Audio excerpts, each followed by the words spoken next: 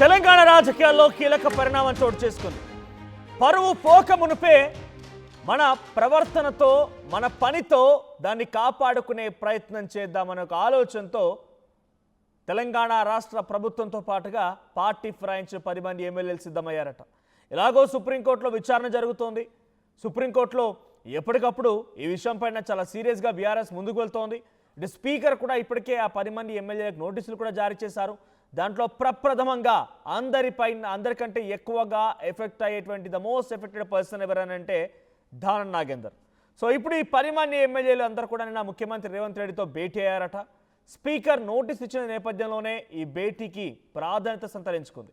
CM రేవంత్తో ఫిరాయించినటువంటి ఆ ఎమ్మెల్యేలంతా భేటీ జరిపితే ఆ భేటీ పైన ఇప్పుడు ఆసక్తి రేపుతోంది. భేటీకి అటు కడియం శ్రీహరి దూరంగా ఉన్నారట.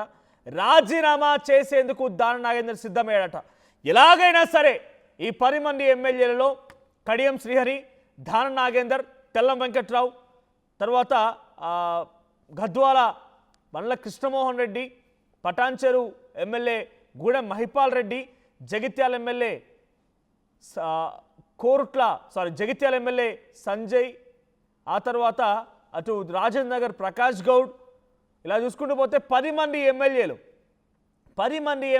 పార్టీ ఫిరాయించిన వారంతా కూడా ప్రస్తుతానికి ఒక రకంగా భయంగానే ఉంటున్నారు. వాళ్ళ పరిస్థితి ఎలా అయిపోయిందంటే ఉన్న పార్టీ ఏంటో చెప్పుకోలేరు, ప్రభుత్వంలో ఉన్నామా లేమో తెలియదు. ఏ పార్టీ నుంచి గెలిచారంటే బీఆర్ఎస్ నుంచి గెలిచారో కండవాలు కప్పుకున్నారు, కానీ చాలా బలంగా గట్టిగా మేము ప్రభుత్వంతో ఉన్నాం, కాంగ్రెస్ పార్టీలో ఉన్నామని చెప్పుకోలేని పరిస్థితి వారిది. నిజంగా ఒక ఇబ్బందికర పరిస్థితి అని చెప్పుకోవాలి. సో సుప్రీంకోర్టుకు వెళ్ళింది బీఆర్ఎస్ పార్టీ. సుప్రీంకోర్టులో కూడా 3 నెలల్లో ఏదో ఒకటి తేల్చమని అటు స్పీకర్కి రిక్వెస్ట్ చేశారు. సో స్పీకర్ చెప్పిన నేపథ్యంలో స్పీకర్ నుంచి ఇప్పుడు నోటీసులు కూడా అందాయి 10 మంది ఎమ్మెల్యేలకి.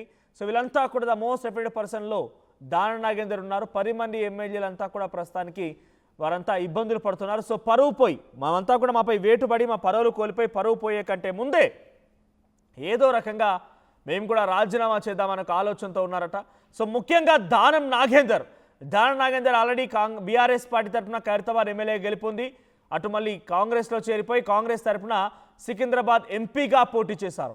సో ఆయన పైన చాలా పక్కాగా పకడ్బందీగా అన్ని రకాల ఆధారాలు ఉన్నాయి కాబట్టి ఆయన పైన వేటు పడడం ఖాయంగా కనబడుతోంది. సో ఈ నేపథ్యంలోనే నేను రాజీనామా చేస్తా, నాకు జూబ్లీహిల్స్ ఉప ఎన్నికల్లో జూబ్లీహిల్స్ టికెట్ ఇవ్వండి, ఖైరతాబాద్లో ఎవరిని మీరు అవకాశం కల్పించినా, ఖైరతాబాద్లో ఎవరికి అవకాశం ఇచ్చినా వారిని గెలిపించే బాధ్యత నేను తీసుకుంటానని చెప్పి దానం నాగేందర్ ముఖ్యమంత్రి రేవంత్ రెడ్డి ముందు ఈ ప్రస్తావన తీసుకొచ్చినట్టు తెలుస్తోంది. సో జూబ్లీహిల్స్ ఉప ఎన్నికల్లో టికెట్ ఇవ్వండి, నేను గెలుస్తాను, ఖైరతాబాద్లో ఎవరు నిలబెట్టినా కూడా అక్కడ నేను గెలిచే విధంగా వారికి అన్ని రకాల సహాయ సహకారం అందిస్తానని చెప్పి అటు దానం నాగేందర్ చెప్పినట్టు తెలుస్తోంది.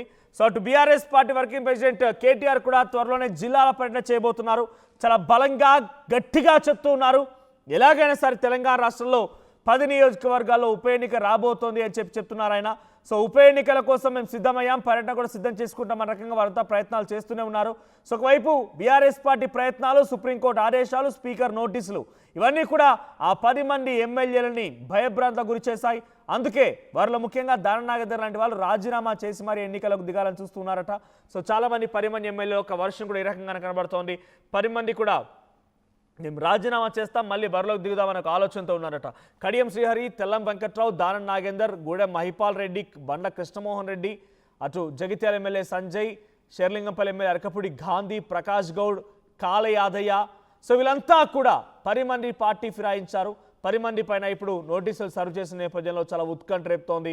ఏ రకంగా మరి సీఎం డిసిషన్ తీసుకున్నారు, సో 10 చోట్ల నిజంగానే ఉప ఎన్నికలు వస్తాయి చూడాల్సిన అవసరం అయితే ఉంది. ఎస్, మా ప్రతినిధి మధు కూడా సిద్ధంగా ఉన్నారు. మధు, సో ప్రత్యేకంగా నిన్న 10 మంది ఎమ్మెల్యేలు అటు స్పీకర్ నోటీసులు సర్వ్ చేసిన తర్వాత ముఖ్యమంత్రిని భేటీ అవ్వడం ఎలా చూడాలి? 10 మంది రాజీనామా చేయబోతున్నారా? అటు పరువు పోక మునిపే సుప్రీంకోర్టు ఆదేశాలతో కొంత ఇబ్బందికర పరిస్థితులు ఉన్నాయి కాబట్టి పరువు పోక మునిపే దాన్ని చేజిక్కించుకునే ప్రయత్నం, తిరిగి సత్తా చాటే ప్రయత్నం ఈ 10 మంది చేయబోతున్నారా? అనుమానాలు తలెత్తుతా ఉన్నాయి. ఎందుకంటే ముఖ్యమంత్రి నిన్న చేసినటువంటి స్టేట్మెంట్ లో వాళ్ళతో ఆధార్యపడొద్దు, ప్రభుత్వం అండగా ఉంటుంది అనేటువంటి స్టేట్మెంట్ 2 రకాలుగా, అంటే నియోజకవర్గ అభివృద్ధి కోసం నిధులు ఇవ్వనుందా, లేదంటే లీగల్ సపోర్ట్ మాత్రమే చేయనుందా, ఇది లేకుంటే నిజంగా ఉప ఎన్నికను ఫేస్ చేద్దామనేటువంటి ఒక వాళ్ళకు మోటివేషన్ ఏమైనా జరిగిందా నిన్న అనేటువంటి చర్చ కొనసాగుతుంది. చాలా రోజుల నుంచి కాంగ్రెస్ పార్టీలో జరుగుతున్నటువంటి చర్చ ఏంటంటే ఈ 10 నియోజకవర్గాల్లో ఉప ఎన్నిక వస్తే ఫేస్ చేయడానికి కాంగ్రెస్ సిద్ధంగా ఉందనేటువంటిది రీజన్. ఒకటి, ఉప ఎన్నిక జరిగితే అక్కడ ఈ 10 స్థానాలు బీఆర్ఎస్ పార్టీ, అందులో కొన్ని కోల్పోయి మిగతా స్థానాలు కాంగ్రెస్ దక్కించుకున్న కాంగ్రెస్ కి ఇప్పుడు లాభమే జరిగేటువంటి అవకాశం ఉంది రాజకీయ పరంగా. సో కాంగ్రెస్ నే కోరుకుంటున్నారు అనేటువంటి చర్చ వచ్చే అవకాశం ఉంది. మిగతా స్థానాలు అంటే 10కి 10 బీఆర్ఎస్ గెలిచే పరిస్థితి లేదు కాబట్టి ఇప్పటికిప్పుడు అందులో సగం స్థానాలను బీఆర్ఎస్ కోల్పోయినా కూడా సో బీఆర్ఎస్ ను ఇంకా ప్రజలు నమ్మట్లేదు అనేటువంటి ఒక మెసేజ్ ని తీసుకెళ్లే ప్రయత్నం కూడా పొలిటికల్ గా చేసే అవకాశం ఉంటుంది. సాధారణంగా ఉప ఎన్నికల్లో మనం గతంలో చూసాం, అధికార పార్టీకి చాలా ఎక్కువ శాతం మొగ్గు చూపేటువంటి అవకాశం ఉంటుంది ప్రజలు, ఏదో కొన్ని ప్రత్యేక పరిస్థితులు మినహాయిస్తే. సో ఇట్లా ఈ 10 నియోజకవర్గాలు ప్రత్యేక పరిస్థితులే ఉన్నాయి. ప్రస్తుత పరిస్థితుల్లో మళ్ళీ వీళ్ళు గెలిస్తే, బీఆర్ఎస్ నుంచి గెలిస్తే మళ్ళీ అభివృద్ధి శూన్యం అనేటువంటి ఒక మెసేజ్ ని తీసుకుపోయే పరిస్థితి ఉంటుంది నియోజకవర్గాల్లో. కాబట్టి అధికార పార్టీకి లబ్ధి చేకూరే అవకాశం ఉంటుంది. కాకపోతే నిన్న ముఖ్యమంత్రి వీరితో భేటీ అయిన తర్వాత మొత్తం 10 మందితో సమాచారం ఇస్తే ఒక కడియం శ్రీహరి జ్వరం కారణంగా రారు అంటూ గైర్హాజరైనట్టుగా తెలుస్తోంది. మొత్తం 9 మందితో పిసిసి చీఫ్ మహేష్ కుమార్ గౌడ్, మంత్రులు, అడ్వకేట్ జనరల్ ప్రభుత్వానికి సంబంధించి ఆయన కూడా భేటీ అయ్యారు. ఒకవేళ మీకు పైన అనర్హత వేటు పడే అవకాశం ఉంటే లీగల్ గా అంతా సపోర్ట్ చేస్తామనేటువంటి ఒక మెసేజ్, ఒక ధైర్యాన్ని చెప్పే ప్రయత్నం చేశారు. నియోజకవర్గాల్లో అభివృద్ధి కోసం దృష్టి పెట్టండి అనేటువంటి ఒక మెసేజ్ ఇచ్చారు. మనం గతం నుంచి చెప్తా ఉన్నాం, పక్కాగా వేటు పడే అవకాశం ఉందంటే మాత్రం 4 పైన వేటు పడే అవకాశం ఉంది. దానం నాగేందర్, కడియం శ్రీహరి, తెల్లం వెంకట్రావు, తర్వాత పోచారం శ్రీనివాస్ రెడ్డి, ఈ 4 పైన వేటు పడే అవకాశం ఉంది. ఒకవేళ ఇమ్మీడియట్ గా నిర్ణయం తీసుకోవడానికి అవకాశం ఉన్నటువంటి ఎమ్మెల్యే అంటే దానం నాగేందర్, బీఆర్ఎస్ పార్టీ నుంచి ఎమ్మెల్యేగా గెలిచి మళ్ళీ కాంగ్రెస్ పార్టీ గుర్తుపైన ఎంపీగా పోటీ చేసినటువంటి అయితే ఎన్నికల సంఘం దగ్గరనే ఆయనకు సంబంధించినటువంటి ప్రూఫ్ ఉంది. కాబట్టి ఆయన పైన తక్షణం వేటు పడే అవకాశం ఉంది. అంతకంటే ముందుగానే స్పీకర్ నిర్ణయం తీసుకునే కంటే ముందుగానే దానం నాగేందర్ రాజీనామా చేసి జూబ్లీహిల్స్ ఉప ఎన్నికల్లో పోటీ చేయాలని ఆసక్తి కనబరిచారు. మొన్న 3 రోజుల క్రితం పిసిసి చీఫ్ ఆల్రెడీ చిట్చాట్ ఈ అంశాన్ని ధృవీకరించారు మహేష్ కుమార్ గౌడ్. దానం నాగేందర్ ఖైరతాబాద్ కు రాజీనామా చేసి జూబ్లీహిల్స్ లో పోటీ చేస్తానంటున్నారు. ఖైరతాబాద్ లో గెలిపించే బాధ్యత కూడా ఉప ఎన్నికల్లో పూర్తి నేనే తీసుకుంటాననేటువంటి చర్చ చేస్తా ఉన్నారు. దానికి పార్టీ అధిష్టానం ఎట్లా రియాక్ట్ అవుతుంది ఇంతవరకు ఇంకా క్లారిటీ లేదు. కాకపోతే ఎందుకు ఆయన జూబ్లీహిల్స్ వైపు దృష్టి పెడతా ఉన్నారంటే జూబ్లీహిల్స్ నుంచి గెలిచేటువంటి అభ్యర్థి ఈసారి ఖచ్చితంగా మంత్రివర్గంలో ఉండే అవకాశం ఉంది. ఇప్పుడు మున్నూరు కాపు సామాజిక వర్గానికి చెందినటువంటి వ్యక్తి దానం నాగేందర్, ఆ సామాజిక వర్గం నుంచి ఎవరు క్యాబినెట్ లో లేరు, హైదరాబాద్ నుంచి ఎవరు లేరు, తర్వాత బీసీ సామాజిక వర్గం, ఈ 3 అంశాలు కలిసి వస్తాయనేటువంటి దానం నాగేందర్ పొలిటికల్ ప్లాన్. దాంట్లో భాగంగా ఆయన ఆలోచిస్తున్నట్టుగా తెలుస్తోంది. అధిష్టానం మాత్రం ఇంకా నిర్ణయం తీసుకోలేదు. ఇప్పటికిప్పుడు ఆయన రాజీనామా చేస్తే స్పీకర్ ఆమోదించాల్సి ఉంటుంది, ఉప ఎన్నిక రావాల్సి ఉంటుంది. దానం నాగేందర్ రిప్లై ఇచ్చినా ఆయన పైన వేటుపడే అవకాశం ఉంటుంది స్పీకర్ నోటీస్ ఇస్తే. కాబట్టి చర్చ అయితే కొనసాగుతుంది. ముఖ్యమంత్రి ఒకటి లీగల్ సపోర్ట్ చేస్తామనేటువంటి ఒక భరోసా ఇచ్చారు. 9 మంది పార్టీ ఫిరాయింపుకు సంబంధించిన ఎమ్మెల్యేలు ఎవరైతే హాజరయ్యారో నిన్న, తర్వాత లీగల్ సపోర్ట్ మీ పైన వేటు పడే అవకాశం ఉందంటే లీగల్ సపోర్ట్ అంటూ ధైర్యం చెప్పారు. అడ్వకేట్ జనరల్ కూడా ఈ సమావేశంలో ఇన్వాల్వ్ చేశారు. ఆయన కూడా ఇన్వాల్వ్ కావడంతో మీకు లీగల్ గా అన్ని రకాలుగా మేమే బడ్డనంతా మేమే చూసుకుంటాం అనేటువంటి ఒక స్టేట్మెంట్ చేసి పంపినట్టుగా తెలుస్తా ఉంది. మొత్తానికి చూడాలి ఏం జరుగుతుందో. అర్హతకు ఈ అంశంలో ఎట్లా ముందుకు పోవాలనేటువంటిది హైకోర్టు నుంచి సుప్రీంకోర్టు వరకు వెళ్లారు బీఆర్ఎస్ పార్టీకి సంబంధించిన నాయకులు. దీనిపైన పోరాటం చేస్తా ఉన్నారు. ఆల్రెడీ బీఆర్ఎస్ క్షేత్రస్థాయిలో ఉప ఎన్నికలకు సిద్ధంగా ఉండనట్టు పిలిపించారు. ఇప్పటికే 2 అభ్యర్థులు ప్రకటించారు. ఒకటి స్టేషన్ గన్పూర్ రాజయ్యను ప్రకటించారు. ఆల్రెడీ అభ్యర్థిగా రాజయ్యనే ఇక్కడ నిలబడతారనేటువంటిది. షేర్లింగంపల్లి అరికపూడి గాంధీ పైన ఆల్రెడీ ఇక్కడ అభ్యర్థిని ప్రకటించినటువంటి పరిస్థితి. షంబీపూర్ రాజు ఎమ్మెల్సీ, ఆయనను అనౌన్స్మెంట్ దాదాపు చేసినట్టుగానే 2 నియోజకవర్గాల్లో పర్యటన చేయడానికి సిద్ధమవుతా ఉన్నారు. నెక్స్ట్ అన్ని నియోజకవర్గాల్లో మిగతా 8 నియోజకవర్గాల్లో కూడా విస్తృత స్థాయి సమావేశాలు, అక్కడ అభ్యర్థిని ప్రకటించేటువంటి ఒక సంప్రదాయానికి బీఆర్ఎస్ పూనుకుంటుంది. కేటీఆర్ త్వరలోనే పర్యటించనున్నాను. సో ఈ నేపథ్యంలో సీఎం భేటీ కావడం పైన చర్చ కొనసాగుతా ఉంది. Right, thank you Madhu.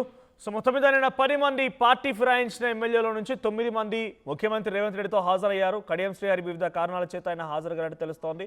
So ఈ 9 మందిలో వారంతా కూడా ప్రభుత్వం దగ్గర నుంచి మేమే అన్ని రకాల బాధ్యతలు తీసుకుంటాము, లేకపోతే స్పీకర్ నోటీసులకి సమాధానం ఇవ్వాలా వద్దా, లేకుంటే మేము పార్టీలోనే ఉన్నామని చెప్పాలా, పార్టీలో లేమని చెప్పాలా, సుప్రీంకోర్టు డెసిషన్తో ఎలా ఉండబోతుందని రకంగా వారంతా మాట్లాడుతున్నారట. సో దానం నాగేందర్ మొదటి నుంచి మనం చెప్తుంది ఒకటే, Danam Nagender the most affected person దీంట్లో. ఆయన బీఆర్ఎస్ పార్టీ తరఫున ఎమ్మెల్యేగా పోటీ చేసి గెలుపొంది తర్వాత అటు కాంగ్రెస్లో చేరిపోయి ఎంపీగా పోటీ చేశారు. సో ఈ నేపథ్యంలో ఆయన పైన చాలా మోస్ట్ ఎఫెక్టెడ్ పడే అవకాశం కనబడుతోంది. సో ఆయన కూడా అటు ప్రభుత్వం దగ్గర నిన్న ముఖ్యమంత్రి రేవంత్ రెడ్డితో భేటీ అయిన సందర్భంలో నేను రాజీనామా చేస్తాను, ఖైరతాబాద్కి జూబ్లీ హిల్స్ ఉప ఎన్నికలు అంటే నాకు టికెట్ ఇవ్వండి, నేను అక్కడ పోటీ చేస్తాను, పోటీ చేసి ఖైరతాబాద్ ఎవరిని క్యాండిడేట్ నిలిపినా కూడా నేను వారికి సహకరిస్తానని చెప్పి ఆయన చెప్పుకొచ్చే ప్రయత్నం చేశారట. సో మరి ప్రభుత్వం ఏ రకంగా ముందుకెళ్తున్న చూడాలి. అడ్వకేట్ జనరల్ కూడా ఈ భేటీలో పాల్గొన్నారు. మరి లీగల్ ఫైట్ కోసం కాంగ్రెస్ సిద్ధమైందా, లేదంటే రాజీనామా చేయించి మళ్ళీ ఎన్నికల బరిలో ఉండబోతున్న చూడాల్సిన అవసరం అయితే ఉంది. నిజంగానే రాజీనామా చేసి మళ్ళీ ఎన్నికల బరిలో ఉండాల్సి వస్తే సో మీ అభిప్రాయం ఏంటి కామెంట్ చేయండి. మీరే పార్టీకి సపోర్ట్ చేస్తారు, కాంగ్రెస్, బీఆర్ఎస్, ఈ ఇద్దరిలో మీ సపోర్ట్ ఎవరికి కామెంట్ చేసే ప్రయత్నం చేయండి. అసలైన తొలి వెలుగు. ఫాలో వాట్సాప్ @తొలి వెలుగు official.